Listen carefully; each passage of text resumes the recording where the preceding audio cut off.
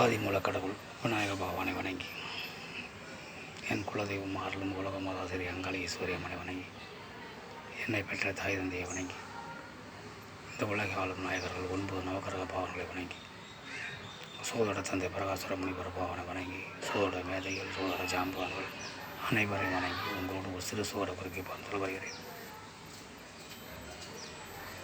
24 நட்சத்திர பாதங்கள் புஷ்கர மாசத்தில் அடங்கியுள்ளது. அந்த பாதங்களில் 9 நட்சத்திர பாதங்கள் குரு பகவானுக்கு வழங்கப்பட்டுள்ளது. ஏனென்றால் குரு பகவான் முழு சிவக்கிரகம். அவர் எந்த சூழ்நிலையில் இருந்தாலும் நல்லதைவே செய்வார், கெடுதல் செய்ய மாட்டார். அதே போன்று சுக்கிர பகவானும் 85% நல்லதை செய்யக்கூடிய சுபக்கிரகம். ஒரு சந்தர்ப்ப சூழ்நிலை தான் தீய செய்வார்.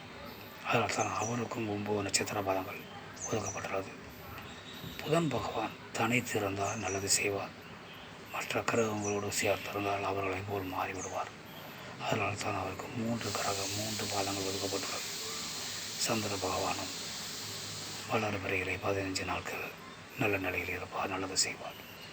தேய்பிறையிலே 15 நாட்கள் அவர் தீயதை செய்வார். அதனால் தான் அவருக்கு 3 பாதங்கள் ஒதுக்கப்பட்டுள்ளது. மற்ற கழகங்கள் அனைவரும் அசுப கிரகங்கள். அதனால் அவர்களுக்கு புஷ்கர நாமச பாதங்களிலே இடமில்லை. மற்றவற்றை அடுத்த காண்போம். வணக்கம்.